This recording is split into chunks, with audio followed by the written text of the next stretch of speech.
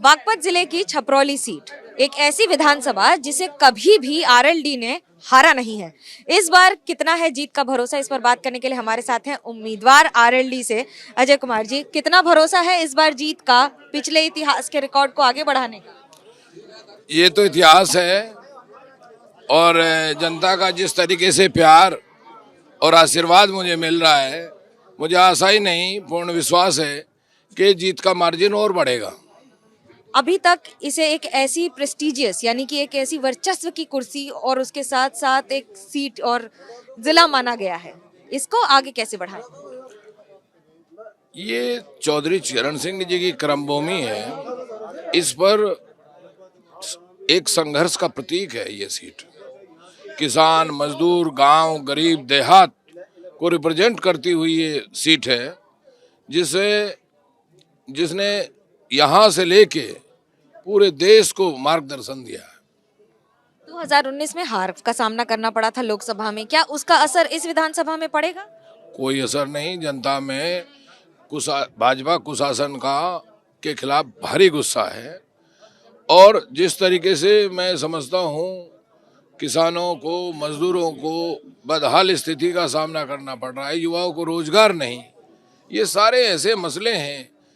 रात रात भर किसान अपने खेतों में पहरा दे रहे हैं आवारा पशुओं के कारण, फसलों के दाम नहीं मिलते किसानों को, और बहुत सी ऐसी समस्या है जैसे स्वास्थ्य और शिक्षा के क्षेत्र में बहुत प्रदेश पीछे जा चुका है।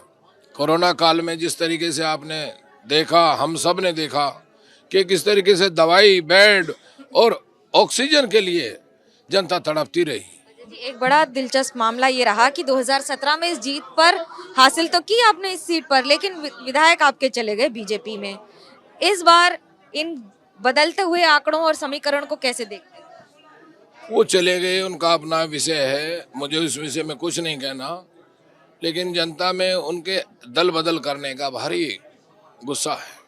कई इलाकों में ये भी नाराजगी है कि कहीं जाट उम्मीदवार दे दिए हैं जहां मुस्लिम बाहुल्य इलाके हैं, या फिर सीट में आपस में ही भिड़ंत हो रही है आरएलडी और समाजवादी में। नहीं, ऐसी कोई भिड़ंत नहीं, ऐसी कोई भिड़ंत नहीं, ऐसी कोई बात नहीं। जो हमारे नेताओं ने जो फैसला लिया है हम सबको वो मंजूर है, और ये सब जाट मुस्लिम का कोई ऐसा फैक्टर नहीं है।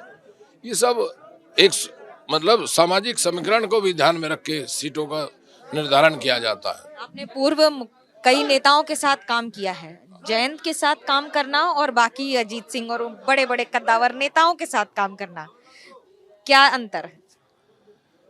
चौधरी अजीत सिंह जी बड़ी शख्सियत थे, पढ़े लिखे, राजनीति में उनसे ज़्यादा शिक्षित कोई नेता नहीं था उनके समय में। जैन जी का विजन बड़ा भी, इनका विजन भी क्लियर है। दोनों से हमारे तो मधुर संबंध रहे, पारिवारिक संबंध है, 3 पीढ़ियों से हमारा रिश्ता है। चौधरी साहब के साथ भी हमने उनको देखने समझने का मौका मिला। जब वो थे तो मैं छात्र संघ का अध्यक्ष था पंतनगर में, तो हम तो 3 पीढ़ियों से इस परिवार से नाता है। लेकिन मैं जैन जी का विजन बिल्कुल मतलब साफ है। ये नई सोच और नई अप्रोच वो लिए हुए हैं। जो नई बात आप कह रहे हैं, इसी पर बीजेपी सवाल खड़े कर देती है, ये कहकर कि गुंडों को या फिर ऐसे जो आपराधिक जिनके बैकग्राउंड है उनको चिट्ठी। ये तो उनका अपना बीजेपी का अपना एजेंडा है, वो अपने एजेंडे पे काम करते रहते हैं। लेकिन हम किसान, मजदूर, गांव, गरीब, देहात के लोग इनकी नीतियों से अजीज आ चुके हैं और फैसला ले चुके हैं कि इनको सत्ता से बाहर करके ही दम लेंगे। जाट के साथ गृह मंत्री अमित शाह मुलाकात कर रहे हैं, बात कर रहे हैं, और जयंत चौधरी के लिए भी कहा है कि जरा सोच लें, गलत पार्टी में है। ये तो मैं बता तो रहा हूँ, उनका अपना हिडन एजेंडा है।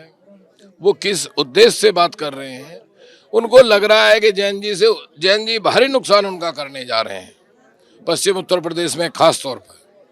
तो जैन जी उनकी, बल्कि मैं तो यहाँ तक कहूँगा कि जैन जी उनको चुभ रहे हैं, और वो ऐसा लग रहा है कि जैन जी के कारण ये बाजी पलट गई। मेरा आखिरी सवाल, वो कौन से 3 मुद्दे जिसको लेकर जनता के मैदान में उतरेंगे वोट के लिए? किसान, महंगाई, बेरोजगारी, ये सबसे बड़े मुद्दे हैं। ये सबसे बड़े मुद्दे हैं और इसी के आधार पर जनता भी अपने फैसले कर रही है। कैमरा पर्सन सूरज पांडे और राजीव कौशिक के साथ मनोज्ञा लोईवाल, बागपत, एबीपी न्यूज।